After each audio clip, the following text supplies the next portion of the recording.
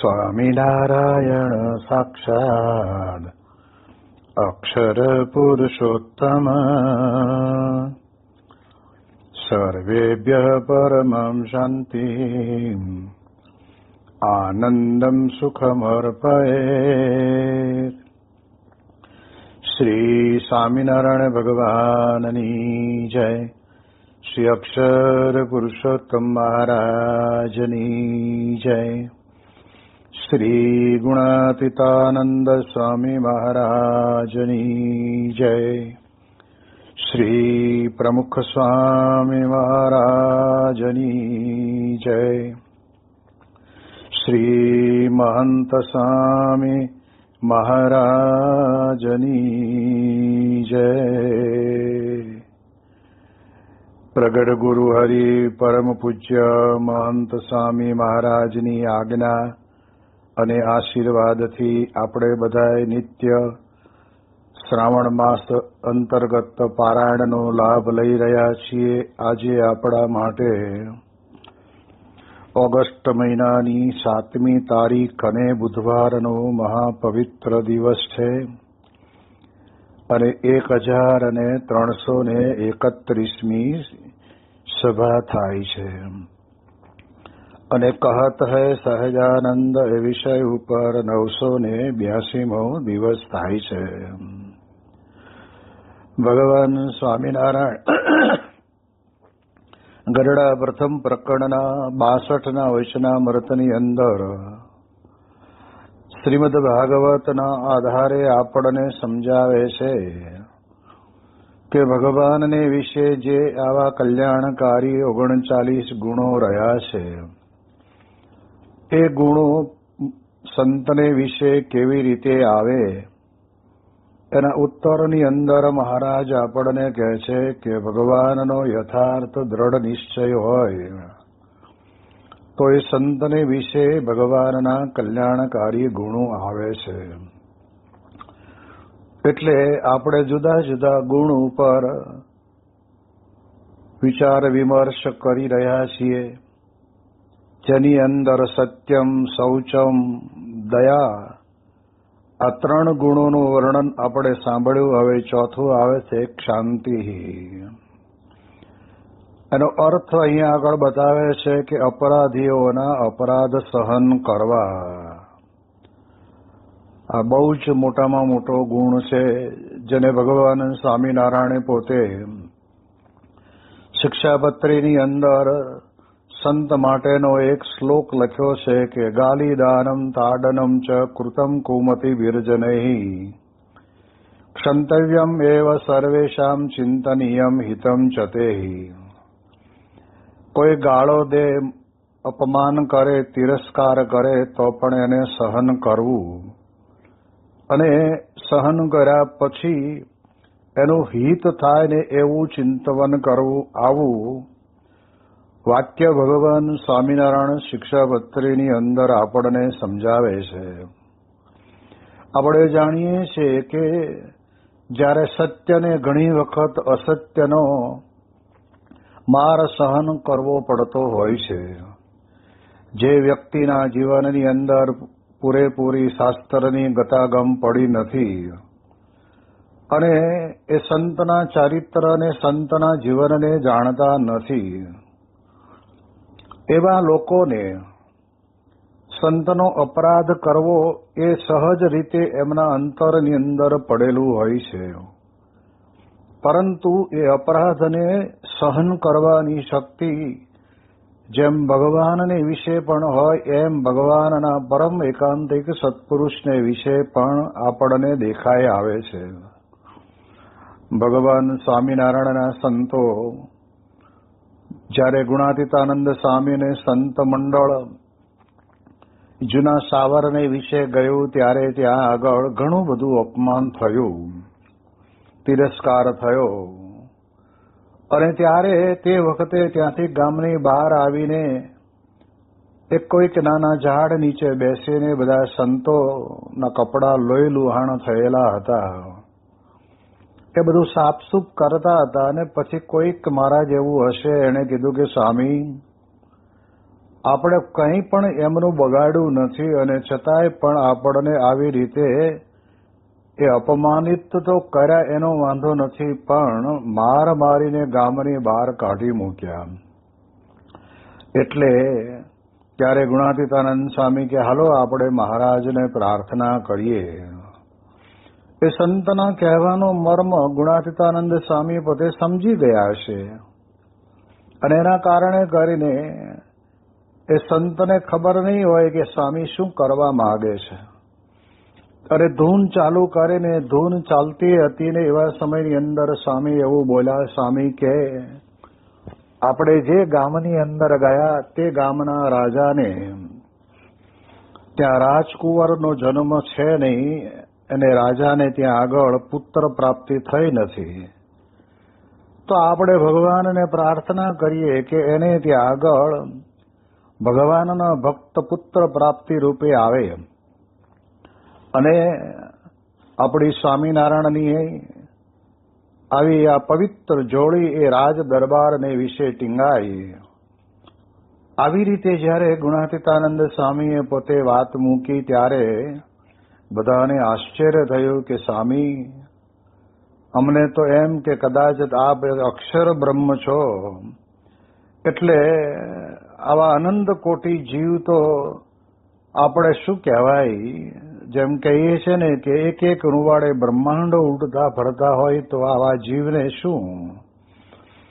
પણ અપરાધીઓના અપરાધને સહન કરવાનું બહુ જ મોટું ભગીરથ કામ જેના જીવનની અંદર શાંતિ નામનો ગુણ હોય ને એ જ સહન કરી શકે. અને એટલા જ માટે થઈને ભગવાન સ્વામિનારાયણે પણ આ જ વાત ઉપર વિશેષ ભાર આપ્યો છે. જેમ એક વખત સદગુરુ મુક્તાનંદ સ્વામી ને બ્રહ્માનંદ સ્વામી બંને જણા ગામની અંદર ગયા હશે અને ભિક્ષાવૃત્તિ કરવા માટે નીકળ્યા હશે. ત્યાં એક વ્યક્તિ પોતે ત્યાં આગળ જોઈ ગયો સ્વામિનારાયણના સાધુને, એટલે એને મનમાં એમ થયું કે આજ તો સ્વામિનારાયણના મુંડિયા હાથમાં આવ્યા છે, એટલે આજે તો બરાબર પાઠ ભણાવવો છે. એમ કરીને મુક્તાનંદ સ્વામીને બ્રહ્માનંદ સ્વામીને એ પ્રમાણે ત્યાં આગળ એક ઓરડીની અંદર પૂરી દીધા અને પછીના સમયની અંદર બહાર બેસીને પાણી ઉપર પથ્થર ઉપર પાણી નાખીને તે વખતના સમયની અંદર કે છરો બરાબરનો ઘસે છે અને ઘસતો જાય ને બોલતો જાય કે આજ તો માંડ મુંડિયા હાથમાં આવ્યા છે, એટલે નાક કાન કાપી જ નાખવા છે. આ પ્રકારે એ બોલતો જતો હતો ને ત્યારે બ્રહ્માનંદ સ્વામીએ મુક્તાનંદ સ્વામીને કહ્યું કે સ્વામી, આપણને કદાચ ગામની બહાર કાઢી મૂકે અથવા ગામની અંદર ભિક્ષાવૃત્તિ કરવા ન દે અથવા તો ગાળો દે તો એ બધું આપણે સહન કરીએ એની ના નથી, પણ નાક કાન કાપશે તો સમાજની અંદર આપણું કેવું ખરાબ દેખાય, લોકો કઈ દ્રષ્ટિએ આપણી સામે જોશે, એટલે આપણે આ ન થાય તો સારું. અને ત્યારે મુક્તાનંદ સ્વામી પોતે જે શબ્દ બોલે છે ને એ અપરાધીઓનો અપરાધ માફ કરવા જેવા શબ્દો છે.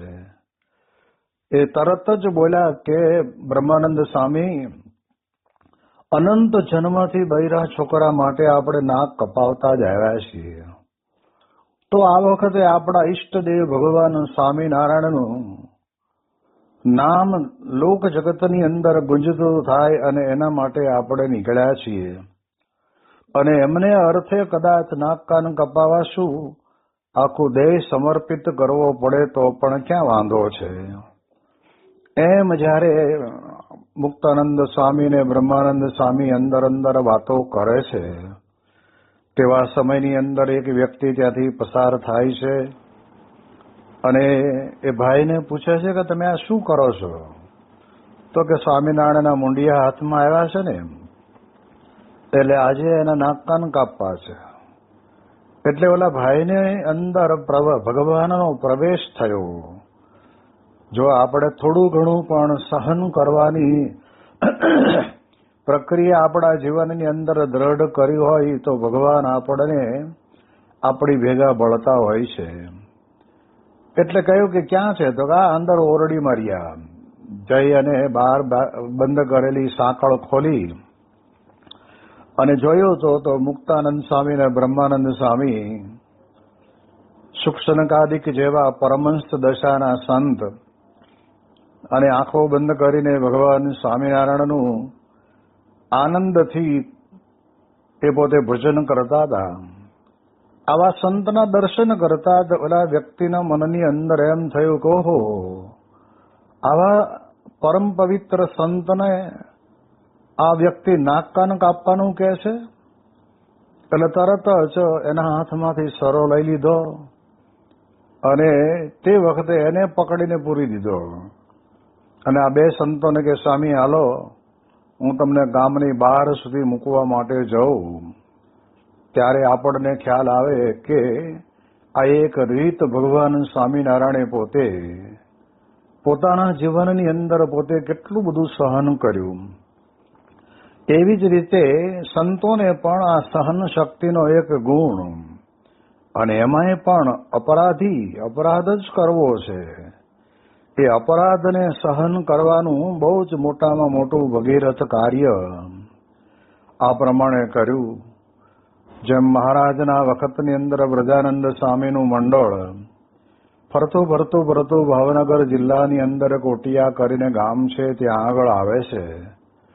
ત્યારે કોટિયા ગામના એક દરબાર પોતે ઘોડે ચડીને નીકળ્યા હશે અને કોઈક શિકાર એમને પોતે ઘોડા ઉપર બેઠા બેઠા જ એ બાણ ચલાવીને એ મૃગને કે ગમે તે અન્ય પ્રાણીને મારવું હશે, પરંતુ એ બાણ ચલાવતી વખતે જ્યાં સંતોને આવતા જોયા ને એ જોઈને જે ઘોડા ઉપર બેઠેલો એ કોટિયાના દરબાર હતા ને એ ઘોડું ભડક્યું એટલે નિશાન એનું ચૂકી ગયા અને એના કારણે કરીને વન્ય પ્રાણી જે હતું એ દોડીને જતું રહ્યું. મૃત્યુના ભયમાંથી એ બચી ગયું. પણ પછી બાપુ નીચે ઉતરીને સંતોને જેમ તેમ કહેવા લાગ્યા કે તમે આજે મારા શિકારને ખોઈ બિહાર્યો, આ શિકાર મારો હાથમાંથી ગયો, તમે કોણ છો ને કેમ છો ને બધું ઘણું બધું કહ્યું. અને ત્યારે એ સંતોનું મંડળ છે એ પોતે ત્યાં આગળ હાથ જોડીને દરબારને વિનંતી કરે છે કે બાપુ એક સાવ સાચી વાત કરું, તમારા હિતની વાત કરું. બાપુ અત્યારે આ લોકની અંદર ભગવાન પ્રગટ થયા છે અને એ ભગવાનનું સામીપ્ય સેવીને આત્મકલ્યાણ કરી લો. આવા નશાની અંદર રહીને અને દરેક જીવ પ્રાણી માત્રને જીવવાનો અધિકાર હોય છે, એને મારવાનો અધિકાર આપણો કોઈ નથી. અને તમે આ પ્રમાણે મારો એ સારું ના કહેવાય. અને ત્યારે એ કોટિયાના દરબારને મનમાં એમ થયું કે આ મહાત્માઓને હું આટલો બધો ઠપકો આપું છું, અપમાન કરું છું, અને પાછા અમને એમ કહે છે કે તમને એક હિતની વાત કરવી છે. એટલે એનું અંતઃકરણ ત્યાં આગળ પરિશુદ્ધ થવા માંડ્યું અને પછી સંતોના હાથે એમણે ત્યાં આગળ કહેવાય છે કે કંઠી પહેરી અને એ જ કોટિયા ગામની અંદર જતે દિવસે ભગવાન સ્વામિનારાયણનું અક્ષરધામ એવા મૂળક્ષર મૂર્તિ ગુણાતીતાનંદ સ્વામી પોતે 1.5-2 મહિના રોકાયા અને ત્યાં આગળ ભગવાન સ્વામિનારાયણનું અદ્ભુત મંદિર બનાવ્યું. તો સંતો છે એ અપરાધ કરનાર વ્યક્તિના જીવનની અંદર એના અપરાધને માફ કરી દે છે, સહન કરે છે.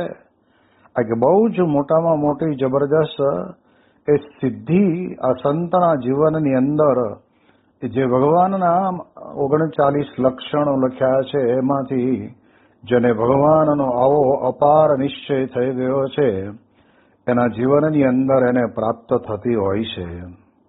શાસ્ત્રીજી મહારાજના જીવનની અંદર પણ આપણે જોયું છે કે કેટલા અપમાનો થયા, તિરસ્કારો થયા, પણ છતાંય ક્યારેય શાસ્ત્રીજી મહારાજે પોતે એ અપરાધ કરનાર, તિરસ્કાર કરનારનું અહિત થાય, ભૂંડું થાય, એનો સત્યાનાશ નીકળી જાય એવું તો ક્યારેય વિચાર્યું જ નથી. અને એટલે જ એ જ પરંપરાની અંદર યોગીજી મહારાજે તો આપણે જાણીએ છીએ કે સહનશીલતાની મૂર્તિ ગણાય.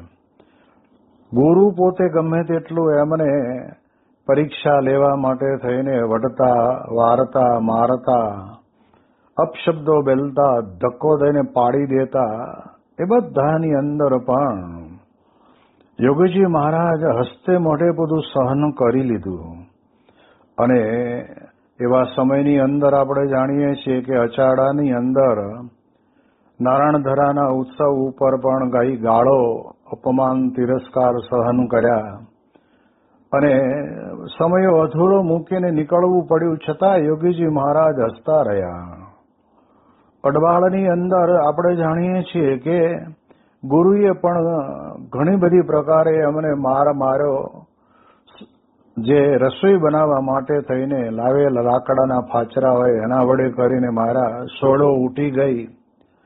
પણ તે વખતે પણ વગર વાંકે માર ખાનાર એ પોતે એમ કહે કે ગુરુ જે કરે એ બરાબર જ કરે, એને સહન કરી લે. અને એના કારણે કરીને તો જેમની રસોઈ હતી એ પરિવારની અંદર સત્સંગની સરવણી ફૂટી નીકળી અને મનની અંદર એમ થયું કે આટલો બધો માર એક નહીં જેવી બાબતની અંદર મને મનમાં એમ થયું કે આ સંતો કોરી રોટલી, ઘીવાળી રોટલી પોતે ખાય છે અને કોરી અમને આપે છે, ઘી ખાઈ ગયા લાગે છે. પણ હકીકતની અંદર ઘી તો ઘરે પડ્યું હતું. એટલે આવી પ્રકારના જે પણ અપમાન એમને સહન કરવા પડ્યા. અને ત્યારે આપણે જાણીએ છીએ કે સારંગપુરની અંદર જયારે યોગીજી મહારાજ બિરાજમાન હતા અને તે વખતે નારાયણધરે જે અપમાન કરનાર સંતો એ પોતે રાત્રિના સમયની અંદર આવ્યા છે. જૂના મંદિરનો દરવાજો બંધ હતો એટલે આપણા મંદિરમાં આવ્યા, ભીના કપડાં થયેલા, અને ત્યાં આગળ તે વખતના સમયની અંદર એમણે બીજા કપડાં આપી પૂરી, શાક, અથાણું, મગજ, દૂધ જમાડી સુવરાયા. અને પછી બીજે દિવસે અમને કાર્યાણી જવું તો એકો પણ કરી આપ્યો. આ બધું જ યોગીજી મહારાજ જાણતા હતા કે જેને અમને હવે અચાડાના નારાયણધરા ઉપર જે માર માર્યો હતો અથવા તો અમને જે અપમાન કર્યું હતું એ જ છે. આપણે તો એવી વ્યક્તિને તો નજરમાં રાખીએ પણ એનો અણસાર પણ આવવા ન દીધો. ત્યારે આપણને ખ્યાલ આવે કે આવો જે સહનશીલતાનો જે ગુણ એ યોગીજી મહારાજના જીવનની અંદર આપણને દેખાતો.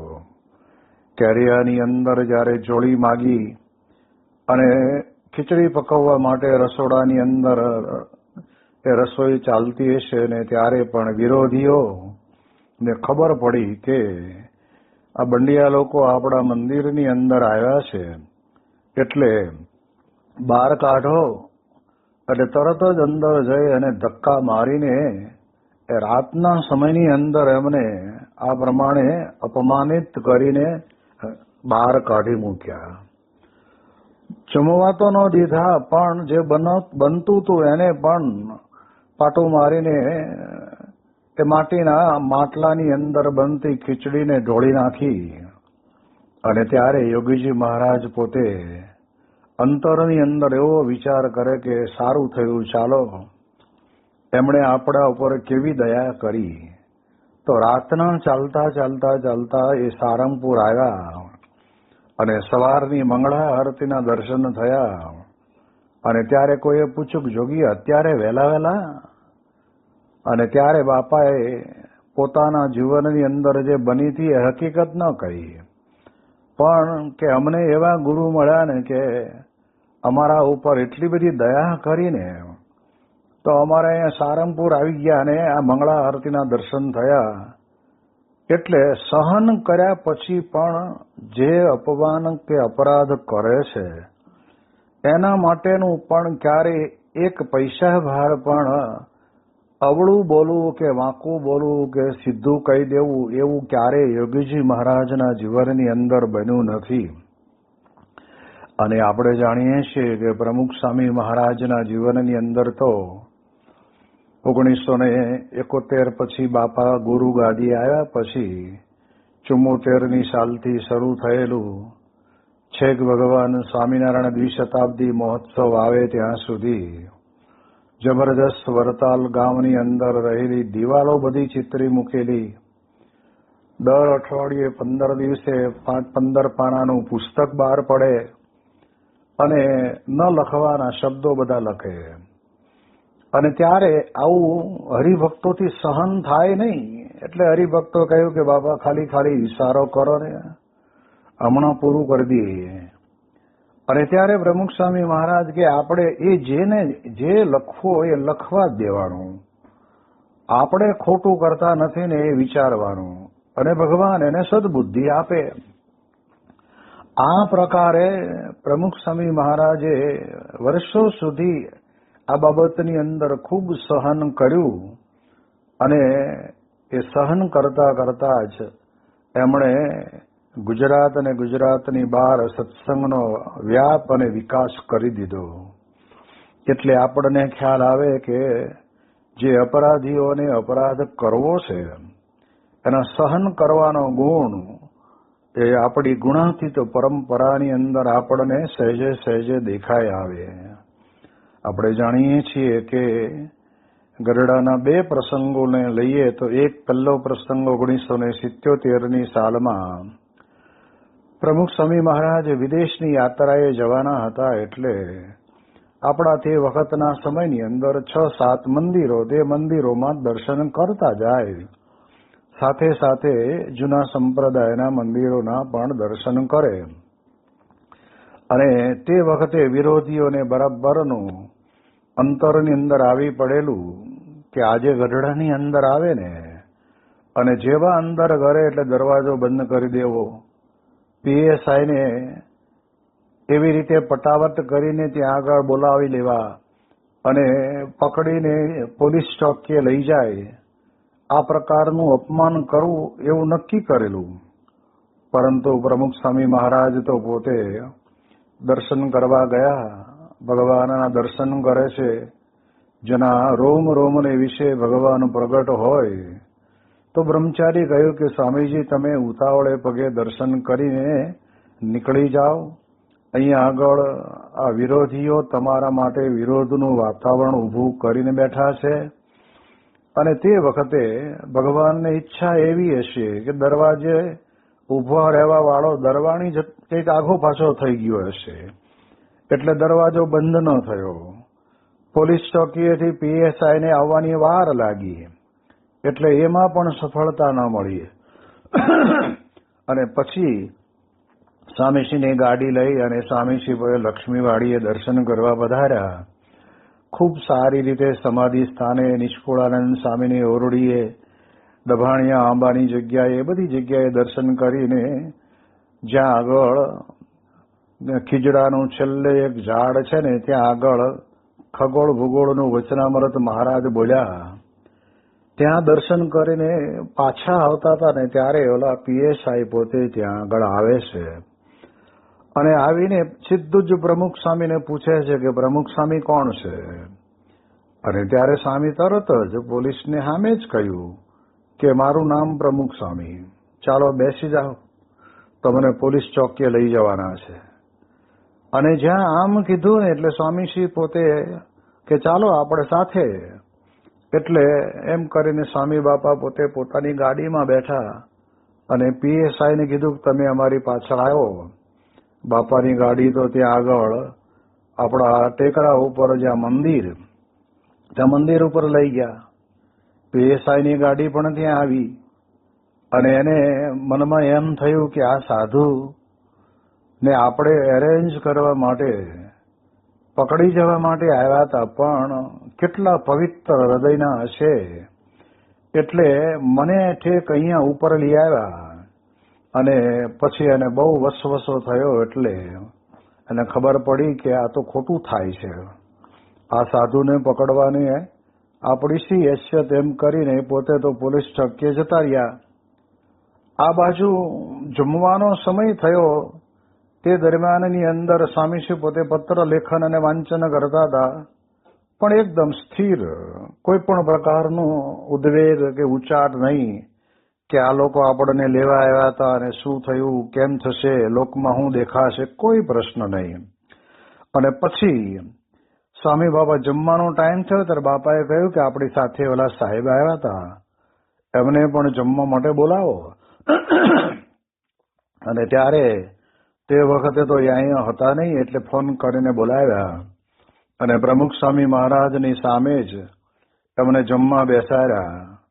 હવે જેને પોલીસ ચોકીએ પકડીને લઈ જવા માટે આવ્યા હોય એ પીએસઆઈને સ્વામીશ્રીની સામે જમવા બેસવામાં કેટલો ખચકાટ થાય, પણ સ્વામીશ્રીના અંતરની અંદર લેશ માત્ર બદલો લેવાની કે કેમ તમને કોણે કહ્યું હતું, શા માટે તમે અમને લઈ જવાના હતા, અમારો શું વાંક ગુનો હતો, કશું જ બોલ્યા નથી.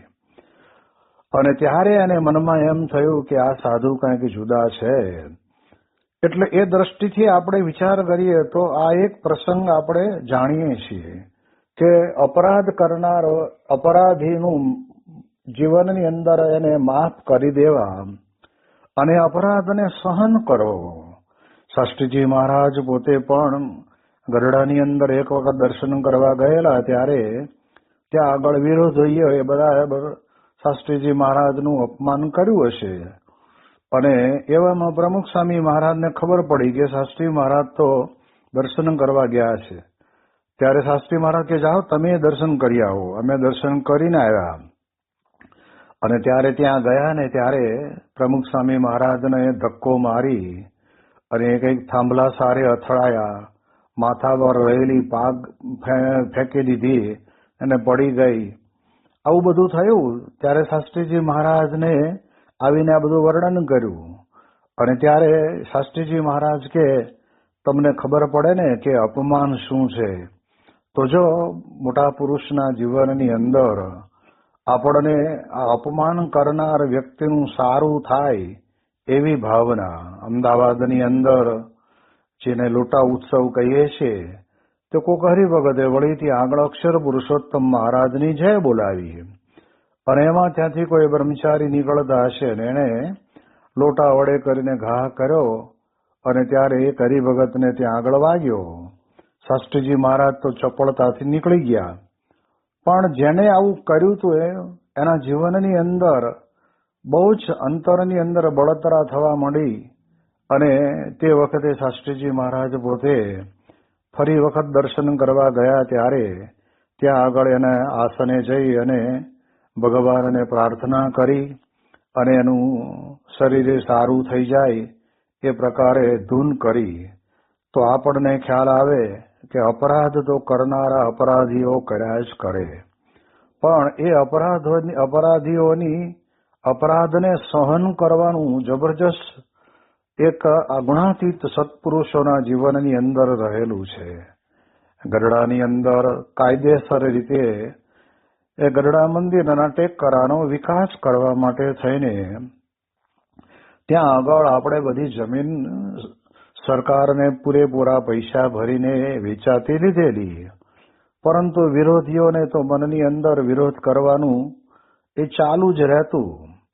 અને એના કારણે કરીને માંડવધારની ધાર ઉપર કહે છે કે પ્રમુખ સ્વામી મહારાજની એ મૂર્તિને ત્યાં આગળ અગ્નિદાહ આપ્યો. અને આ બધી જ ખબર જ્યારે સંતોને પડી એટલે સંતો તો બહુ અંદર ઊંડા ઉતરી ગયા કે હવે આ કરવું શું, આને કઈ જવાબ દેવો કે નહીં.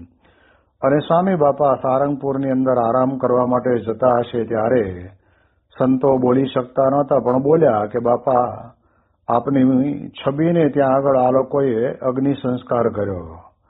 અને પ્રમુખ સ્વામી મહારાજ પોતે ખડખડાટ હસતા હસતા બોલ્યા સારું થયું ને, આપણી હયાતીની અંદર આપણો અગ્નિ સંસ્કાર થયો.